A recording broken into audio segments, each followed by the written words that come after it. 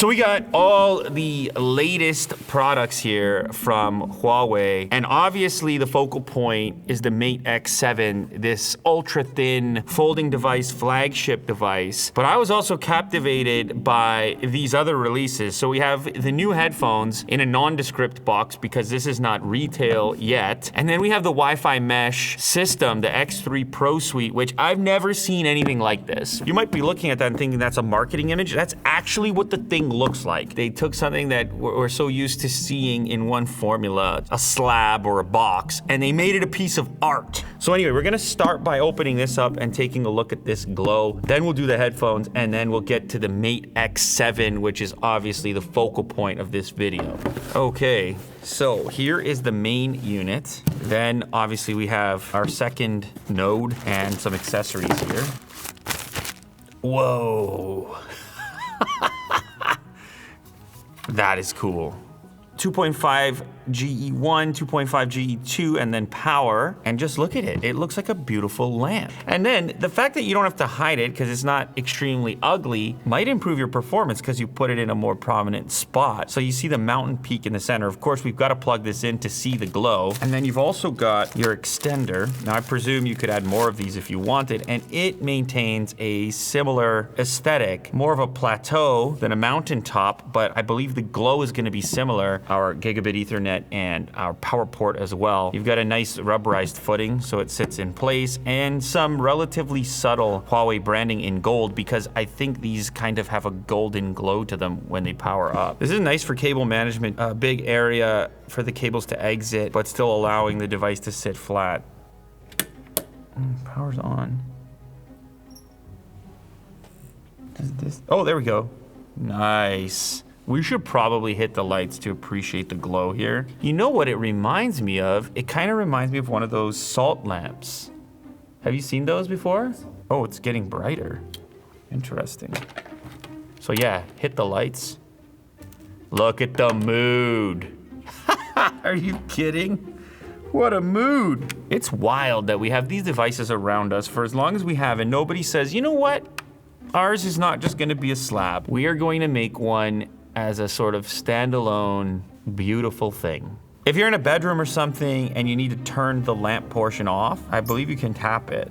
Intensity 1, intensity 2, back to off. If you want to be boring and just have it in a default setting and just say, I don't care about my range extender or my mesh Wi-Fi setup, like I'm not trying to flex, and I don't like the ambience, then okay, just turn it off. But it is cool to have that added touch, and it has that retro look with that glow. We have so many LEDs in our space now that are cold and surgical, and when you get those off at night and you set the ambience, and all of a sudden you got those warm lights. Like a lava lamp. Yeah, it's breathing. Changing color now. More icy. Yeah, that's kind of cool. So this one now is somewhat animated and it's sort of flowing through. Look, man, I don't know. It's kind of cool. That's my opinion. It's kind of cool. I never saw a Wi-Fi setup. I never saw a mesh setup like this, so it's novel and it catches my attention. And then you get the performance to boot with the Wi-Fi 7. Look at these things, they're beautiful. All right, so next up we have some headphones, and they've also been ambitious here. These things are called the FreeClip 2. Very different kind of shape for wireless earbuds. Now the case is familiar, although it has a different texture on it. It isn't smooth or glossy, instead more textured surface. Maybe, oh yeah, definitely enhancing grip. And these are things that slide out. Let me tell you, my kids lose these things. They had to practically disassemble an entire seat on an Air Canada flight in order to try to find, because it slides out of the pocket. So I'm thinking, this is not gonna slide out of the pocket as easily because they put that texture on there. So that might actually have some function, and it might not just be about looks. Type C on the bottom, but those, look at those. Those are the buds. Are you seeing what I'm seeing? Because I'm using a Huawei tablet here, it immediately brought up the connection interface. Look at this. I'm actually not gonna pair with the tablet because I'm actually gonna pair with the Mate X7 once I get this unboxed, but look at these things. What is even going on with that?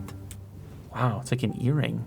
This is a totally different experience. You kind of have an open ear experience, so you can still interact with your surroundings and hear what's going on around you while still having audio, and you basically you hardly feel that thing on there. I mean, maybe because it's not so deep in the ear canal. They call it an airy sea bridge design. It's funny, this portion on the back is called the comfort beam to ensure a secure fit.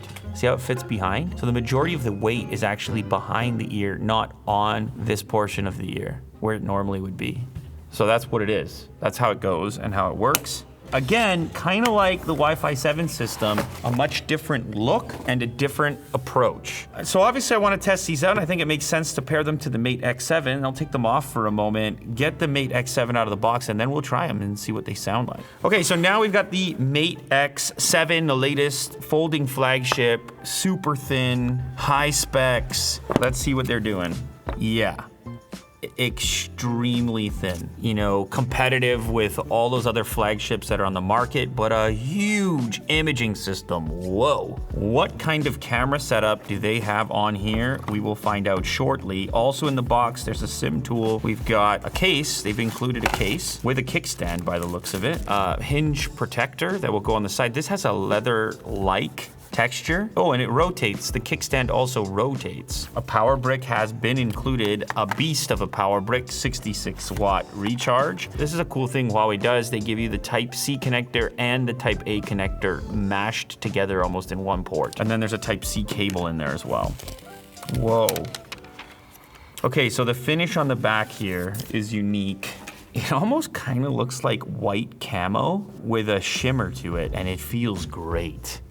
It has texture, and somehow it's smooth yet still tactile. Like you can feel that there's a texture on there. Now they have some special terminology for this finish. Metallic thread integration into this texture. 900 warp threads, 1700 weft threads. Like I'm supposed to know what that means because it's some kind of 1600-year-old craftsmanship technique that I would definitely be aware of. And because it has those metallic threads, I presume if you had sunlight, it might shimmer even more so. It is crazy how slim this feels on the side. I mean, it is as slim as you can get it. These things are taking up the entirety of the width at this point. Look at that. Your SIM tray's down on the bottom, and when we go to our folded orientation, it is still plenty slim.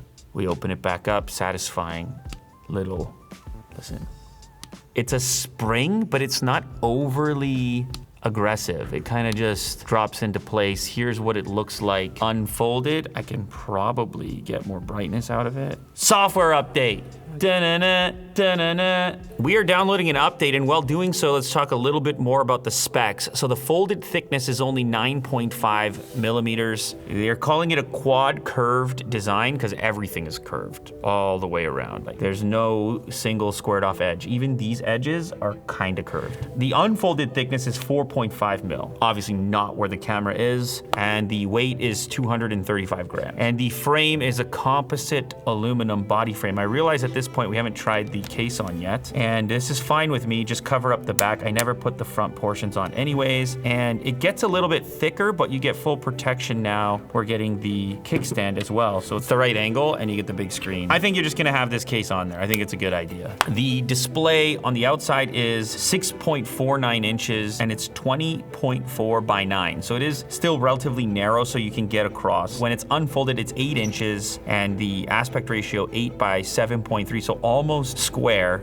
So here we have our slab phone comparison for thickness, and it's hard to believe because it folds up, but that's what you get when you have such a thin device in its unfolded state. When you sandwich the two of them together, you still end up with kind of like flagship category thickness. Obviously the difference here is this massive camera setup, which is not really what you're seeing on the folding devices. They're having some degree of bump, but that is aggressive. And I'm sure there's good reason for it. Let's go ahead and find out what the camera specs are. So you've got a 50 megapixel ultra lighting HDR camera. This is a 1/1.28 inch sensor. So a big sensor, f1.49 to f4. And it has a 10 size adjustable physical aperture.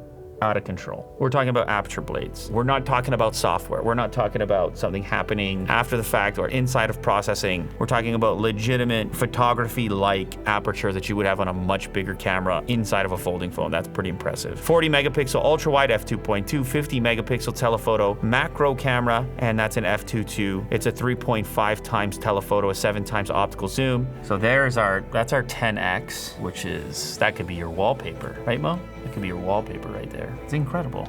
I feel like, can you properly see the detail on that? There's something as well just about previewing your images on such a large display. It's just a great display.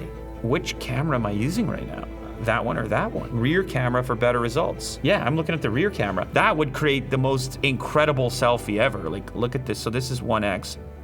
I mean, unreal quality over there. I don't know if you're really able to appreciate it, are you? That's insane for a selfie. Smooth transition, check it out. So it's not like an ugly reboot. I just close it and it just slides in with animation. Did you see that? Nice. Okay, so 4K 60 of Mo. This is the main camera. He's testing the autofocus. Oh, and probably low light, right? You wanna get into some low light? This is a little low light test. I guess a little stabilization too, because you're following me. He's getting lower light. And now this is like pretty dark. It's very dark. It does not look dark on the frame at all. And it's like holding up detail pretty well. You see my gray beards? Absolutely, yeah. And it's much darker. I mean, for people that can't appreciate how dark it is, look how bright that is when I turn. It is way darker and wow. All right. You can see you have settings for ISO, and here's aperture right here. It's at f2, but we can go anywhere from f1.5 to f4. And now what you're gonna see is that the background, the far background, has a pleasing blur to it. Now if I increase that all the way up to f4, now you can see that the background has changed. So the lamp, Jack standing in the back. Look at how Jack, the focus just falls off, but it does so gradually, unlike some of the software-based versions of this. If you want more things in focus, or you're shooting, I don't know, a landscape or potentially architecture or something like that, you might want to shoot at f4, but f4 is going to be tough in low light situations where you need the maximum available light. That's when you want to open that aperture up, and that's where you're going to get that shallower depth of field, which you also might want to use artistically. You're shooting, I don't know, a flower or something, or a portrait. Then you might want that focus fall off to create that kind of smooth ambience, or to direct somebody's attention to a certain part of the image. Okay, now what about multimedia? I'm always curious about how the speakers are set up on these devices, because you have an opportunity for more stereo spread. Oh, sounds good.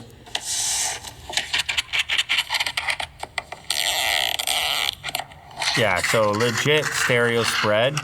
It's interesting, one of them is high, one of them is low. So the whole thing is supported by these two gas struts, which support the weight. Then there's a channel along back that allows you to mount VESA mountable components like monitors, and in our case, a Mac Mini. And don't think for a second I forgot about the earbuds, because I do want to hear how those sound. So let's pair them to the device now that we have it set up. The other thing I just realized, Mo, is never again will you need to worry about left and right. These are universal, there's no left and right. Just pull one out, put it on. Connected, baby. And... oh, wow. Can you talk, Mo? Testing, 1, 2, 3. Testing. Wow, it's crazy. Like you're shut off. I have it pretty loud, but like, I didn't expect that. Are you suggesting there's noise canceling? Yeah. Oh, wow. With it open here? That's insane. When I'm not playing the video, then there's like nothing there. But when I'm playing the video, it's not just the volume. It's also like sealing you off. You're not as loud as you. Here, try them. Yeah, just like that. Yep. You're right. There isn't any pressure. I really thought they'd be pinching together, but they're not. They kind of just like find a hook, in a sense. It's like an earring, kind of. Yeah. Oh, it goes pretty loud. Oh, there's no way I could hear anything you're saying. Say something? No, yeah, I don't think. Yeah, there's no way. This is at full volume though. Say something? Say something. Okay, now I can hear you. But I see what you're saying. I don't know if it's just the competing volume or if there is some sort of algorithm. Maybe some clogging and minimizing. I don't know, but pretty cool.